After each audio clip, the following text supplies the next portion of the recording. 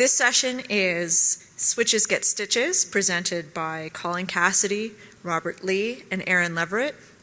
And so thank you for coming out and attending. And one last thing, please remember to put your phones on silent or vibrate. Thank you.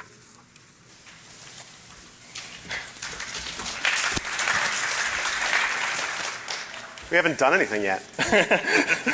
Clearly a bunch of Mustache fans. So this is Switches Get Stitches, episode 3. The first episode was at 44Con and was a training. The next episode was at Chaos Communication Congress, where I did the talk alone. But I like to do talks with other people, particularly these two gentlemen. They wanted to contribute both some more offensive techniques and some more defensive techniques. Have I just lost Mike? No, it's back. All right. So one of those questions that we have is what happens when a dual citizen anarcho hacker guy gets on stage and a developer from Scotland and a former Air Force cyber operations officer? And the answer is we have no idea, but you're about to find out. So without further ado, do we want to say who we are? No, let's skip that. Let's just get into the talk. Let's get into the talk. Okay, so that's the background of how we got here today. The previous talks of Switches Get Stitches. I'll cover some of the vulnerabilities from the previous talk quickly, and then we'll be covering some of the defensive techniques for those vulnerabilities, and also some brand new vulnerabilities just for this occasion, right? Go ahead. So this is one of the former vulnerabilities. This is a network switch. It's actually this one, in case anybody cares. It's protected against dust ingress. It's built for industrial environments, but it hasn't been checked for kind of OWASP top 10. So these vulnerabilities are fixed. Siemens was very good with this, but any hackers in the room identify any patterns in these session IDs? I should say HTTP as well, HTTPS. So these particular session IDs stood out to me and a colleague of mine, Reed Whiteman, because they are ascending, basically. They're in hex, and you can see the COA8, and that stood out to us as a pattern. So I've put up at the top of the screen how you would recreate the hashing of the password, which is not particularly brilliant. That's brute forceable. I wrote a little script to strip those off the wire and return the password very quickly. But more importantly, these session IDs, right? So if we can move on to the next screen, it should be pretty clear to you that the uptime of the device is the last half of the session ID. I discovered that by playing with SNMP and looking at the uptime of the device through SNMP. And then I wondered what this IP address, right? COA8 in hex. It suggested to me a 192 local address. But I got very confused because when I looked at the switch itself, the IP address did not correlate. And then I discovered it was the client-side IP address. So this is trivial for sidejacking a switch. This has now been fixed after version V5, and we can move on to the next slide. So continuing a theme of session IDs, the OpenGear box, which is that one there, has set a small cookie with the tiniest session ID I've seen in a long time. It's 8 characters and it's all hexadecimal, and it just changes over. I didn't look at investigating sort of how the random number was generated. I just spotted they were really small and you could probably brute force it very quickly. However, this one is already fixed because in the configuration item you can use extended session IDs. It's just not on by default. Having talked to OpenGear about this, one of the reasons behind this was to essentially maintain backward compatibility. So it's easy for installers and operators basically to swap the hardware out and not have something else they need to test, something else they have to worry about. They can just drop it in place and it should just work. They're looking to turn this on by default in future revisions. And this gives us a really long session ID like the one at the bottom. So vulnerability found, immediately fixed just by looking at the documentation. That's one of the things we want to do with this talk is capture the themes of vulnerabilities throughout these devices, that these kinds of vulnerabilities are a little bit endemic in these industrial Ethernet switches and in some of the other embedded devices that we see. So when we find a vulnerability and we check the next device and the next device, we find them again and again. And so that's why this is an important talk to give, even though some of these vulnerabilities are getting fixed or just configuration options. One of the things we're really looking for is secure default configuration, so that when you give it to the engineer in the field, they don't have to read a 200-page manual and figure out how to deploy the device. They should really be able to deploy it securely pretty much out of the box, right? Okay, so if you go to my GitHub, you can get a script that I this is, you can do a couple of things with this. Essentially, from a vulnerability point of view, this is cross-site request forgery. But it happens to be, unauthenticated, obviously, but you can download the logs, and you can download the configuration of the device, and you can download the firmware, and you can upload the configuration file, and you can upload the firmware as well. Now, the configuration file also contains some proprietary hashed passwords.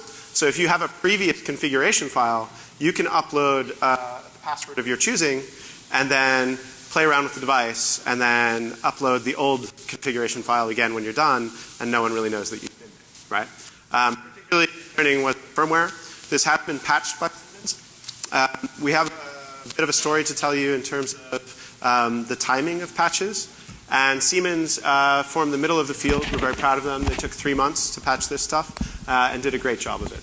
So if you're interested in using that proof of concept, you can just go on down to the GitHub. Switch mics. Okay. All right. I think you're up anyway. So, continuing a theme, looking at the Siemens K-Lens. About a year ago, Aaron came to me and says, "I'm looking at these switches. We found some issues." Speak into it. So I was looking at these switches and said, "Do you want to take a look at it further?" And so I said, "Yeah, fine, I'll give it a go." Downloaded version 5.1 of the firmware, and we discovered that our favorite tool of choice here is Binwalk. So we pulled it down, had a look at it. Basically, it's a large zip file. And opening up the zip file and taking a look at it again, the first 4 items there were rather interesting, them being the RSA private keys of the switch. And there they are. For people who collect private keys, I know Aaron is a real fan of collecting private keys. I just do it as a hobby. I'm sure there's other people out there who really like them. So we found these private keys. We had a bit of digging about to see what they were used for. They were actually used for the HTTPS traffic between the management planes. So as you plug yourself in and talk to the device and configure it and all the rest of it. These are the default private keys that are used to secure that session. So just by downloading the firmware, anyone could essentially man in the middle that process, which has the hilarious consequence of having deployed the device in the field. How do you upgrade the keys when somebody already has these keys to read your new key you're upgrading? But there we are. So we had a word with Siemens about this. It was a self-signed default key. They came back to us and said, yes, it can be changed via the web interface. However, there was absolutely no mention of this in the documentation whatsoever as something you should do. This ranks up there with sort of hard-coded passwords or default passwords that nobody tells you should change. So they eventually came back to us and said, here's a brand new version of the documentation, and it had a whole page on you should change this, and this is how you change it, and you should plug in, and you should do it securely, which was very well done on their part. So in one of the GE devices, I also found private keys. This is the GE Multilink 800, but it affected 7 out of 9 of the switches in that family. The private keys were used for an SSH server, which could not be enabled, and for the HTTPS server.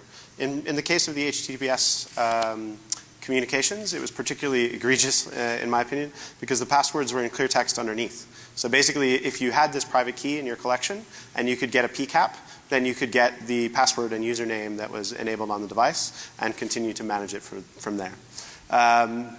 They basically say to change this if you can, but there are no other encrypted channels in which to upload this key, right? This was the only one. So you could use Telnet or you could use HTTPS, and your HTTPS had a self-signed key there that was now compromised, right?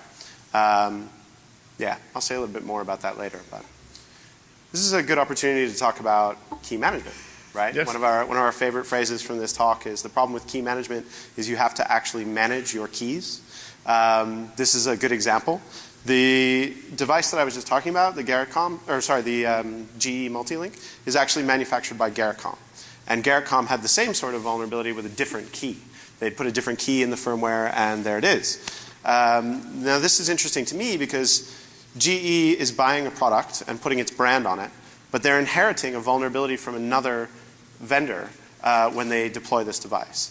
And in particular, initially, Garrettcom had said this was end of life for this brand of switch, and GE was unable to get a fix. And this led to a position where we didn't get any patches for the firmware for these devices for 8 months. right, which is a particularly long period, especially when you consider in ICS environments people can take a year, 2, 3 years to patch because you can't afford to bring the process down to replace your switches, right? And this is your network. This is carrying all your process data. So one of the other switches we looked at was the GE MDS Wiz. We don't actually have one of these. Essentially, we just went looking around and found the firmware for it and went digging. The things we found with this sort of highlight the problem of just looking at the firmware. What we thought were vulnerabilities were issues we can't actually test. And in discussion with GE, we eventually found out they weren't really issues, but they're interesting to discuss in a sort of a narrative sense. So this is the device itself. Again, we use Binwalker to break it down. We'll notice that essentially at the bottom there's 2 squash FS files. We can extract them out. And basically it's a Linux server underneath. There's a nice directory at the top called certs, which we'll get to in a minute. But what intrigued me was the .password file. It took me a bit of finding because I didn't use ls-a. I just sort of looked around and I went, oh, there's this password file. And looking into that, we found essentially undocumented users and hashes that weren't referred to. And they weren't particularly strong, and so a bit of Jack the Ripper, we could find out that admin exists with admin password, guest exists with a guest password. This wasn't documented. There was an auth code user, which is used to reset the password if you've forgotten what it is, but you have to ring GE for that, and there's a factory backdoor, and I didn't break root, so if anyone's really interested, they can take a copy of this and go and break root for me. I got bored, what can I say? We then reported this to GE and said, we have this password file, you've got these undocumented credentials essentially, and they did some investigating and said, yeah, it's there, but they're not actually used, which leads me to a problem that I can't verify that. So if anyone has one of these devices they want to lend me or wants to verify for themselves, that would be ideal. That goes even in the case where we have some of these devices, right? Because we'd like to see how different devices are configured in different scenarios. So the default state of the device when you upgrade the firmware or when you buy it is what we're interested in. And there may be some variation of these devices, right? So it took me a while to confirm that that HTTPS certificate was the same on every one of these devices because I didn't have multiple of them. So we're interested in your feedback in the future. This is also probably a great opportunity to talk about a tool called Little Black Box that I learned of from a gentleman called Jacob Kitchell. I don't know if he's here, but he does a lot of great ICS work, and he suggested to me looking at a Google Code project called Little Black Box. And essentially this is just a database of default coded keys, like private keys for SSH, for HTTPS, for other things. And I found it really useful after he told me about it. You download it. It's got something like 200 keys in it already. Those of us in the research community can contribute more keys. And we think of this as our little private key collection, right? You get on site. You see a device. It's in its default configuration state. All the engineers believe the traffic is encrypted. Whoops, it's not because I've got the default keys. So go and look that tool up and use it for your own penetration testing. Before moving on, it's just worth noticing, I don't know if anyone's looked at all the users in that list, but this is an industrial network switch and there's a games user there. I'm still trying to work out what games are going to play, but we'll see. And for those collecting private keys, here's GE's MDS Wiz. But in GE's defense, their original documentation says, this is there, change it. We didn't have to go and chase them up for that. That's a good place to talk about how should we be generating default keys on devices. Yep. We do think it's sort of okay if a vendor says, here's the default key, but please change it. It's not as good as if they have a better way of doing it. The traditional argument against having non-default keys, keys that are specific per device, is that there's not enough entropy in these devices. And that is true. However, in deployment, I've never seen anyone just plug one in and not connect a laptop to it. And I do believe that a modern laptop is strong enough to generate enough entropy for key management for these switches. Also, a lot of these keys are self-signed. That's got some serious problems, right? You can't revoke a self-signed key. Not to mention we also have the whole air gap debate. So should you even be calling out to the internet for certificate revocation lists in the first place? Well, if you're not, that means you have a certificate authority within your utility. And I don't know about you, but most of the engineers I know are already overworked. Having them manage a certificate authority as well as doing everything else that they're doing seems to be a bit of a challenge. Now, if you are doing that, we'd love to speak to you and find out how effectively that's working out for you. And if you're not doing that, then are you connecting everything and managing keys over the internet? I think it's an interesting question, and it's one of the things we hope to promote you to discuss through this talk. So, yeah. There we go. Do we have more to say about that last slide, the one before? I thought you did. No, I think you covered it with the self-sign keys. Okay. So in the GE switch as well, we could have done this talk where we just talked about an individual vendor and went through all the vulnerabilities of that vendor, but what we wanted to show you is that you see the same types of vulnerabilities as you go from one vendor to another. So this is a cross-site scripting, and it's one of 8 that I found in this particular web server. It also affected Garrettcom because they had manufactured the web server. And essentially, you could make up a parameter in the HTTP request and put cross-site scripting in it. So you didn't even have to choose the right parameter. You could just make up a parameter and it would accept it. And there were 8 different calls through HTTP in which I could do that. I didn't go to the further step of writing an interesting proof of concept. That was enough for me. I wanted to move on to more binary and embedded analysis. So for example, one of the things I wanted to look at was firmware integrity. I've been trying to learn more about patching binaries and following up on the work of Mike Davis and Colin's shown me some new tricks about patching binaries. So this particular binary, I wanted to patch in a new key, right? I didn't have the password for that default SSH private key, and I thought to myself, why wait for the vendor to patch it? I can just patch the binary myself with a key that I know the password of, right? And to do that, I had to figure out what was going on.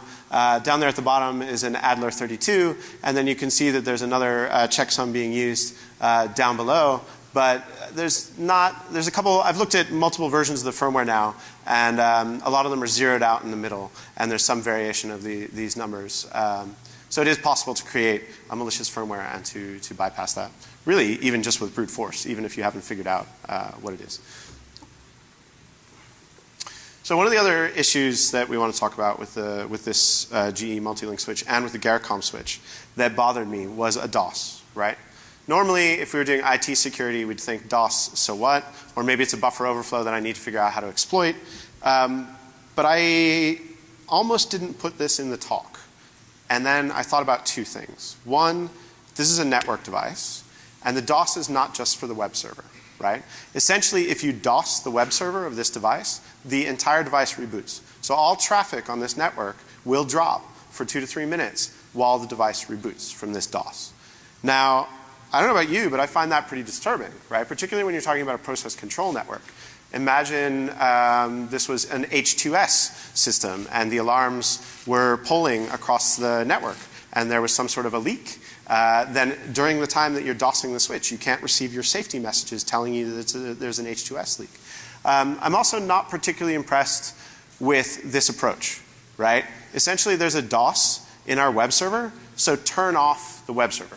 That is the response, essentially, that we're getting from GE with this particular device. Now, for those of you who don't have one, that means you have to manage this device using Telnet. And we all know that passwords in Telnet are in clear text. So I'm not impressed with this solution. So this is the other reason that we put this in the talk. I suspect that Marina and Jason are in the room today. If they're not, or if you haven't met them, please go and see their talk tomorrow. They wrote a great paper, right, with some other people about how you can use a denial of service to control certain types of processes. So a chemical process, you might add a reagent to a particular part of the process at a particular time. So if you wait for that moment, then you just DOS the switch and the control signal doesn't make it to where it needs to be at the right time and the process is altered slightly, right? Now, it's not my place to talk about how to make things blow up. You'll see that more in their talks. But after reading this paper, it occurred to me that I shouldn't just forget about the DOS. I shouldn't just let it go and not talk about it. So I decided to put it into the talk, right? Okay, I'll start with the first one. When I first started looking at the OpenGear, actually before we talk about that, let's talk about vendor response times, right? First of all, Siemens gave us some responses in about 3 months. GE took about 8 months. And I want to thank them for doing all the patching that they've done. If you don't mind giving the vendors a round of applause, I would appreciate that because I think they did a good job getting these things patched, right? But we do also particularly want to call out one vendor, OpenGear, because I sent them granted an old day, right? So this wasn't my vulnerability. It was an SSH username enumeration, right? It's been around for a while. I tested their device, and they switched over to PAM, and they mitigated it. But they did that in 1 week. I sent them a vulnerability report. It was encrypted. They replied to me encrypted. They told me before they had a patch how long they thought it would take for them to get the patch done, and they did it in 1 week. So again, I want a special round of applause for OpenGear for getting that fixed in 1 week. That's really a massive change for us in the ICS space. And maybe I'll let Colin speak about some of the rest of the OpenGear stuff. They also gave us this switch to play with, right? Can I just point that out? They gave us a switch to test. I think that's great. So this is the switch in question that they let us borrow. There's the firmware and all the rest of it's available online. You can start messing about with it. It's got a development environment. It is essentially an open device. It allows you to build your own firmware for it. There's software that allows you to do that. On the offset, it's probably one of the better, or in fact probably the best out of the switches we've looked at, initial deployment we've seen. It was really hard to get, and in fact we got nothing pre-authenticated. All the vulnerabilities we found are essentially post-authentication, so you have to have access to the machine, which makes the issues we found, whilst potentially a high impact, really, really hard to do anything with at all. So the actual sort of real impact is low. The chances of getting anything done is really hard. So the first one we have is OpenGear have a support page, which you can go to on their website, or sorry, on the sort of web server of the switch itself, and it contains a link that allows you to download the support information. The support information contains things like all its configuration, all the users, all the sort of IP config stuff, useful information, and there's a link that you can download it to. This page is only accessible by the admin, so the root admin can only see it. However, the URL itself is directly accessible outside of that user. So any user that is authenticated on the box can essentially pull down this information. And it contains things like what the cron tab is, init tab, the complete syslog, and the configuration, which includes things like the SSH key location, which becomes useful later on, IP tables, and other such useful things. So if you have access to this switch and you're allowed on this switch, it allows you to do sort of user enumeration or maybe dig about if you're a malicious sort of insider. The next issue they had, which we spotted, was essentially a get file that allows you to pull down any particular file that you're interested in, that you have permissions for. So in particular, we have their password file, which is much more sensible than GE's password file, let's be honest. There's no root, all the passwords are gone, essentially they're all in shadows, there's no game user, at least, much better initial deployment than the GE box. However, because we've just done the previous stack, we know where the SSH key is, and we can pull down OpenGear's default private key as well. Again, another one for your collection. But again, this attack is only allowed if you're already authenticated on the box, and you have permission to read these files on the device anyway. So it's a useful bypass if you don't have SSH access, but beyond that, there's not a lot you can do with this particular attack. We then started doing the sort of next sort of preliminary stuff. What you do with sort of web device or websites is you do cross-site scripting. And these guys initially thought about this. They have thought this through and they've come up with good protection. You can see we've tried to stick it in the system description and it's come back saying, no, you can't allow markup. And this is the same for all input fields. Input validation is strong in this device. They've really thought about it and nailed it down.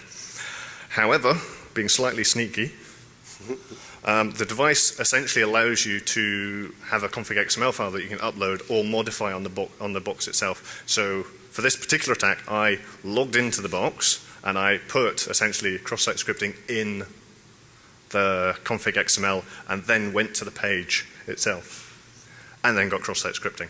So input validation, really strong, locks it down. Output validation, just missing a trick there. And it's just this defense in depth thing that just needs to get nailed down. But again, you need to have access to the box. This isn't just something you can do pre-auth or really nail sort of as a remote attack. The last issue we found was cross-site request forgery. So this is the Burp Suite sort of capture of a new user account. And so having captured that, we saw it was a post. So we can turn this into a potential attack. So if we create a web page, it allows us to do a post. And then if we can get an admin who's logged in at the time to also log into your page, again, not the easiest thing to do, it will allow you to create that new user. So in this case, we can now see that I'm logged in as CSRF admin. So in summarizing, for this particular box, it's a strong default state compared to its peers. We can say that without a doubt. We found the issues in the Siemens box, like my first 30 minutes looking at switches in general, and GE boxes in particular.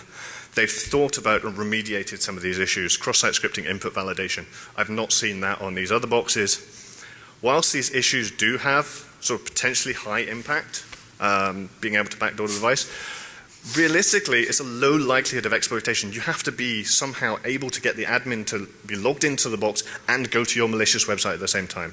That's a real difficult timing issue to get sussed. Or you could be already on the network or something like that. These are all post-authentication issues that we found. We couldn't find anything pre-auth. And the last point I really want to make is, having talked to OpenGear about this, they've essentially been fixing these issues in developer sprint time, so 2-3 weeks, rather than vendor patch time, which is, 6 to 8 months. So in that regard, I think OpenGear really deserve a round of applause just for having really fast response time and a really fast patching time. I've not seen anything like it. So Yep. I think that's... They've also been speaking to the press as well about some of these issues and how they're dealing with them.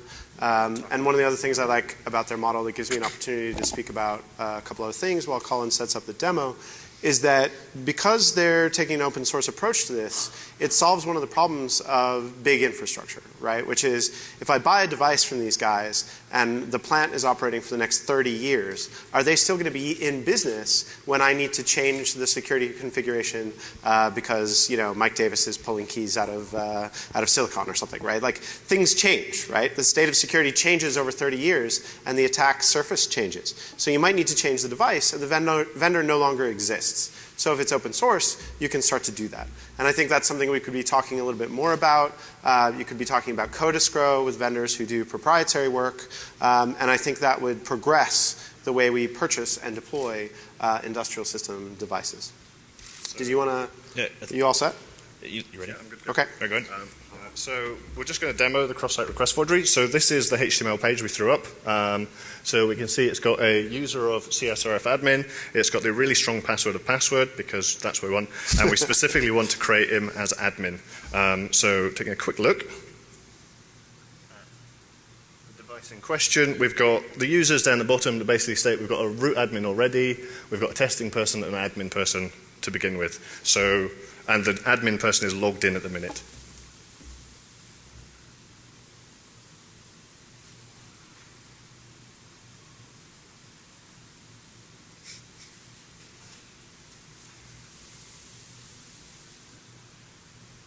There we go. So essentially loading out that page, will probably take a minute or two, hopefully it'll work. Pray to the demo gods. Sacrifice a calculator.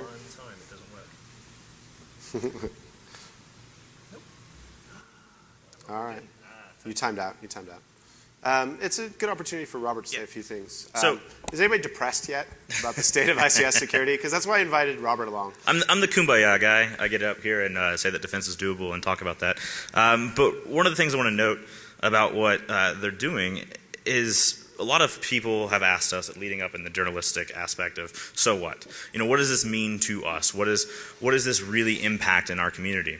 And I think one of the important things to realize is we sort of have these defender narratives of what adversaries do, or when we think of how adversaries run their campaigns, we generally think from a defender mindset. The people that have actually done not just pen testing and exploit research, but actual network operations and offense and intelligence from the people that are the quote-unquote APT. We don't hear from them in the community, so we have these defender narratives. And when you look at how operations are really run from targeting industrial control systems and critical infrastructure, it's not just one team, it's not just one person that goes through and does this. So you would have another team that generally gets you access to the facility, gets you to the place that this research is. So this isn't the breaking to the facility and find everything instead of the research. This is the once you're there, what do you do about it research. And from an intelligence agency or government standpoint, of being able to own the network infrastructure. That is the goal in industrial control systems, to be able to understand what's going on. So there is no getting the O-day on the PLC or the IED or RTU. That doesn't matter about getting the 0-day on the controller. What it matters is owning the network so that you can learn the network if you want to do damage to it, or if you want to own the network to be able to steal the intellectual property or the process data and things like that. So what they're talking about is as simple as some of it may seem, just dragging and dropping the file here. This is the end goal. This is really what a lot of folks try to do the most damage in our environments. And so figuring out how to find that and monitor that and defend against that is critically important if we ever want to actually fight back against the advanced adversaries. So before I get into the defensive piece, I think you're good. All right, you exploited it. Good. Yeah, we just exploited it. So logged back in, so we had a proper session, reran the script, and now we can see we've got a CSRF admin user that's in as admin. The password would be password. We could log in and use it that way. Now, again, it's a backdoor account that was created, but it's not hidden, so anyone keeping an eye on these things can find these things. Again, it's there, but it's hard for a real attacker to use. It's a useful point or place to give a shout out to Reed Whiteman as well, who kind of joined us in Switches Get Stitches, not live on stage, but he wrote a blog post. And he wrote a blog post about another brand of switch that he was able to insert a backdoor account into, unauthenticated, without you being able to see that the account even exists. So not only can he create a backdoor account, he can hide it. So you can go and read that blog post as well and see that these are kind of general classes of vulnerabilities that you find in these devices. But since we've now depressed you with just how vulnerable the networks are, we wanted to give you some hope. So sweet. Over to All right, Robert. so my turn. When we look at industrial control systems as a whole, especially for those of us outside the community, we think of this impossibly vulnerable, always sort of catastrophic thing, right? Taking down the nuclear facilities, OMG, we're all going to die kind of environment. And there's a little bit of truth to the vulnerable aspect of this. We are kind of depressed ourselves and how vulnerable and bad a lot of these development cycles were for the switches themselves. But we don't have to wait on someone else to fix it. And I think that's a theme all three of us have embodied is we want the vendors' help. You know, it's great when OpenGear comes back and says, not only are we not going to try to sue you for exploiting our switches, but here, have another one. Find these vulnerabilities. That's awesome, and as a research community, that's a great place to be in. But not everyone's like that, and we don't need the vendors. And I think that's one of the sound bites to come out of this, is we don't need anybody else to defend our environments. We need engineers, operators, OT security folks, whoever, to take a look at the network, to understand the environments that they're in, and monitor it for these occurrences. When we start seeing things like the firmware updates and all of that, I'll talk about some of the basic tools, the basic styles of identifying these things. And again, sort of looking from that attacker perspective, a lot of people love to build up the nation-state adversaries. OMG, the FSB, PLA, NSA, whoever you want to say, they are so powerful and so amazing, and they just have all the time in the day to focus on compromising little old me, that they'll always get in and defense will always fail. And I think it's sort of ironic that the defender community has somehow thought that the government has less PowerPoint and less management and less bureaucracy and less things to deal with. There are ways to defend against these attacks, and especially for those people that know their environments, that live inside the process, that deal with these infrastructures around the world, they know their environment far better than any attacker could. A significant portion of any attacker's campaign is trying to learn that environment, especially in critical infrastructure when you're trying to do damage or steal important information from those environments. So when we look at the ideal layout, right, for those of you that aren't from the ICS community, when we look at the ideal layout of a typical sort of generic ICS network, we're hoping for networks that are segmented out. We'd like to see you go in and there's multiple managed network switches to be able to pull data from. There's multiple points on the network to be able to pull off of the NIC and gather packet capture to look at what's going on. If there's a process A and a process B, we want to map those out to see how they look independent from each other. That's what we want to see. But from the vast majority of our experience and the community's experience walking into these facilities, it far more often looks very flat when you go into these networks. Is that a There are goat? no way to actually understand what's going on in these environments, even for the people that have them, own them, and operate them. And that is what tends to depress me, is that our greatest strength in the community, the thing that gives us the most defensible territory, is the folks understanding their environment and noticing the abnormalities and the changes in it. Those process engineers, those architects, those OT or operations technology folks that know their environment can spot the advanced adversaries very quickly. It's not that complicated in truth. It can be hard with time management and processes and management or whatever we like to say. It's not an easy thing, but it's a doable thing. How simple could it be? Like, So in terms You're of gonna demo. yeah, Okay. all right. So in terms of the challenges in the environment, I did just want to throw this slide up to say yes, there are challenges. Legacy equipment.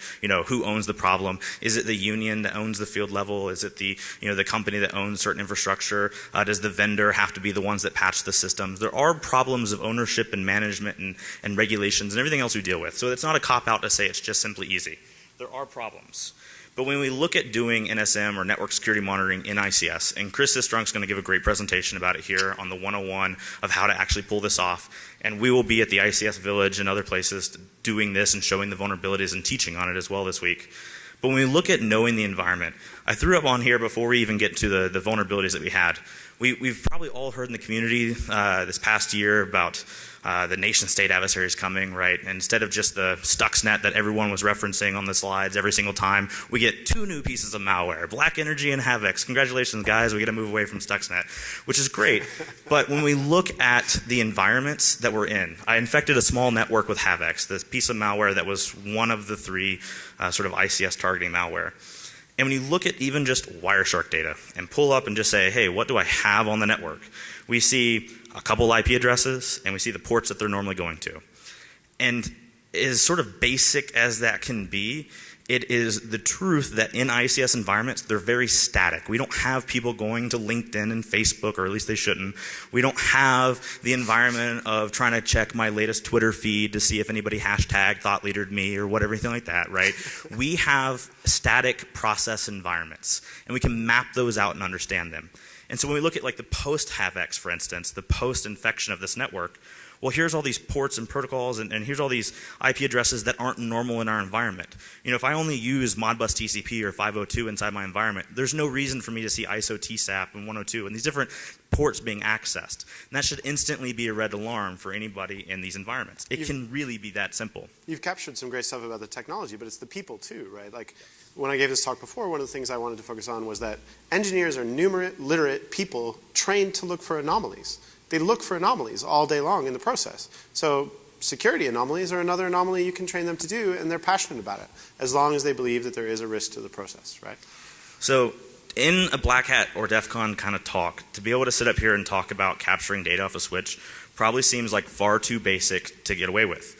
But they've dropped 11 vulnerabilities in 5 different switch families, so now I feel privileged enough to be able to tell you that you should capture data off your network switches. I feel I've earned that right to be able to say that. That inside of ICS environments, for my ICS folks watching, not just your normal hacker, but the folks that are really out in the field on a day-to-day basis, there are ways to do it. And people, processes, and everything else can get in the way. But our limitation is not one of technology. It's not one of trying to wait for the vendor to patch. It's not one of trying to wait for the latest blinky box on my network to block the 0-day whatever attack. It's people and processes that we deal with to try to do defense and to try to make it doable. And we can do that by safely capturing network off these network infrastructures. It's not going to break your network to be able to mirror a port and capture data. Safely do it, test it in a lab environment, etc. But you can do it. And more importantly, just for those sort of tuning in, especially any sort of recorded video afterwards, my ICS brethren and sisters, right? The 101 may not be sexy, but it's what trips up those adversaries, right? I've been the nation-state script kiddie on the government side of the house doing operations. I can tell you that if you can find this kind of stuff, you can find anything. When you look at Stuxnet, Havex, Black Energy, whatever on the network, it stands out. The problem is people aren't looking. They're not using the simple, basic things we have to monitor these environments. One of the reporters asked us a very good question in sort of the press conference leading up to this, was how rapid is this? How rampant is this? How often inside of our ICS environments is this stuff occurring? And the truth is, no one really knows. We know what's going on, but no one's looking at the data. No one's looking at these networks, and that is the most depressing thing to me. It's not just the network switches that have vulnerabilities. It's the fact that we have really empowered researchers, really smart process folks, and we could do it, but we haven't been. As a quick example, if you look at like this Wireshark IO data, for instance, of a small ICS network that got HAVX infected in it, if you didn't know the process beforehand, it's not going to stand out to you that this is HAVX infected, right? Okay, there's a nice little heartbeat up there on the pre-HAVX network that isn't there in the post-HAVX network. You can set alarming conditions, you can understand that environment, you can deal with that, but it's kind of hard. But what about the vulnerabilities that we've been talking about today, especially from like a firmware update? A firmware update, especially thinking from a government kind of standpoint, that's the one that bothers me the most. The person that can upload firmware to your environment and basically own the entire networked infrastructure. That looks a little more obvious in simple I/O data of understanding your network. Right? It's really hard to miss that the giant box is something weird on the network. If you have computers that are on your network that are able to do the firmware updates, they should be happening during downtimes. They should be happening in times other than the live network process. They should be happening from dedicated computers. If you can identify those giant jumps, you just click on the top of the plateau, find the IP address and the time that it was going, and off you are on your incident response way. There are ways for us as a community to not rely on other people to be able to do defense in our environments. Go ahead. I was just going to say there's two things that I wanted to say about that. And one is, if you're an engineer and you're not a security professional, this is change control. This is change detection that you should be doing on your network anyway, right? Yeah, we'll just go with that so one. I guess sort of my one thought process is, especially the ICS community, please stop with the mythology. Stop with the defender narratives. The adversary simply isn't as sexy and awesome as we like to make him out to be. I am not a nation state. Yeah, not everybody has the mustache that he has, right? Like, we build up the adversaries to be a lot more powerful than they actually are, because that's what makes the headlines. Hey, engineer X caught a piece of malware in the network and stopped it before it destroyed the process is not a sexy headline. It should be. It should be. OMG, Iran is going after the power grid is what we'll see, right? There are narratives that simply don't exist. The BTC pipeline in Turkey in 2008. There has been Bloomberg stories about how this was a cyber attack, and yes, it was confirmed and Russia attacked the pipeline.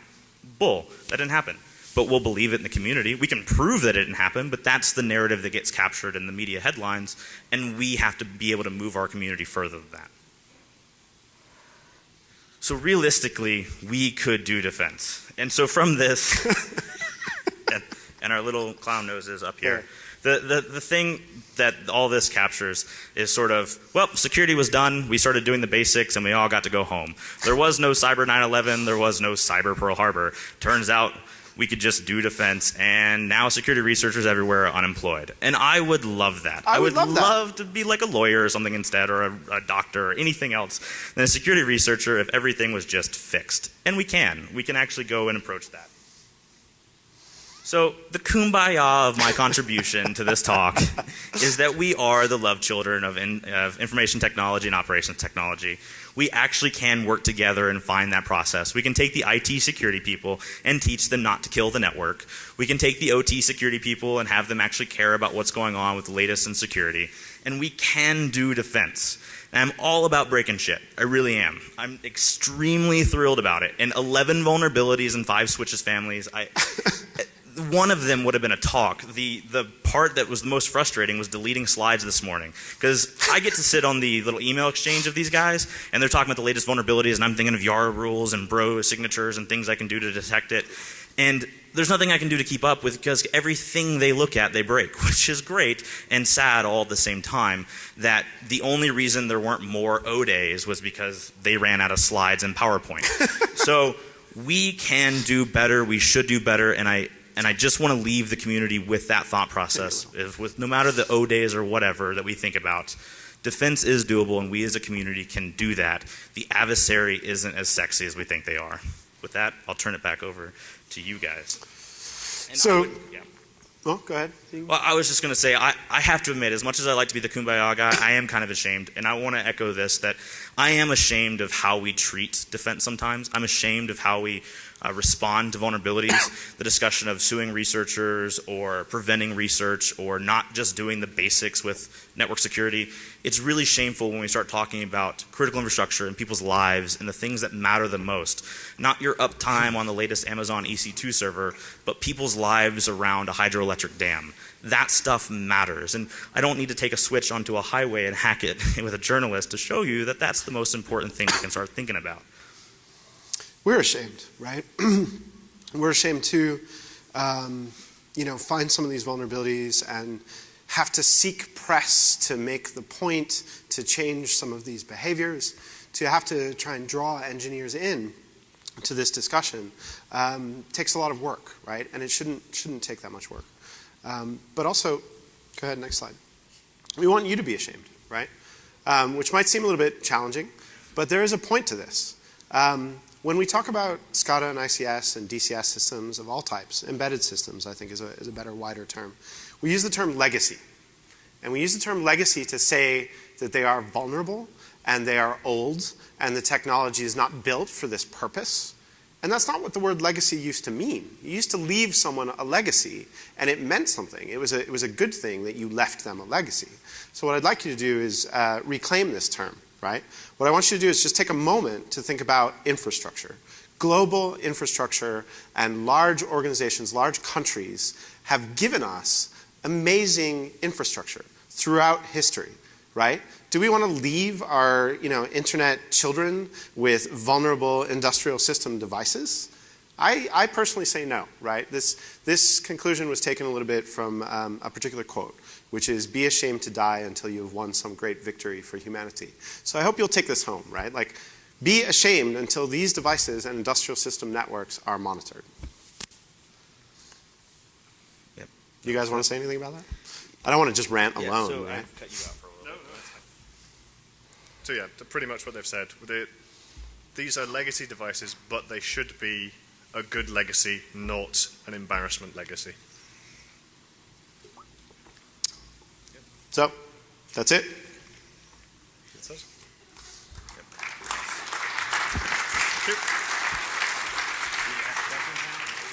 I don't think I want to take any questions from these guys. Do you have any questions? Yep, over there. Okay. Is there like a mic person running around, or do they just yell it out and I'll echo it? Just scream at me, it's usual. Yeah, Like, we're yeah. used to that.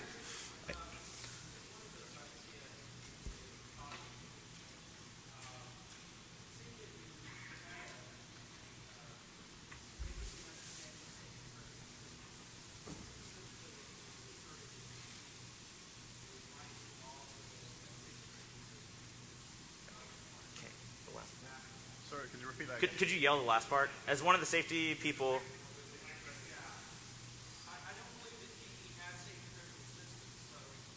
Oh. Yeah, I would say that GE has critical systems, but the question was about GE safety critical systems, and what I'll note before I'll turn it over to these guys about that is nothing that we found up here for any one of the vendors was unique of that vendor.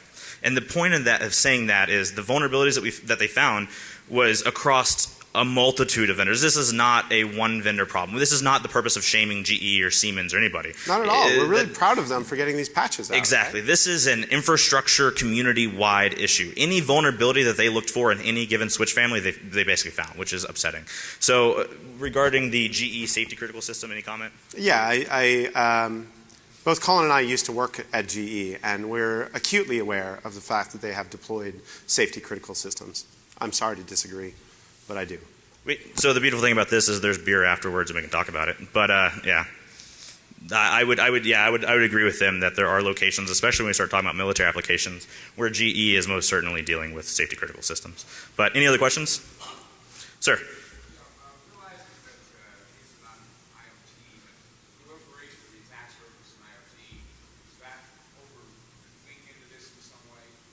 Of course, yeah.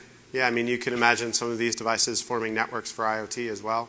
Some of those vulnerabilities will be similar or not, but yeah.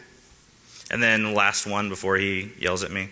Yes, sir. Speaking of legacy and vulnerabilities that were blasted, maybe one user should have an IRC icon on your desktop. That's his desktop. No. MIRC is still cool. There's nothing wrong with MIRC. No, good to know. I connect to trusted networks. It's fine. Do what?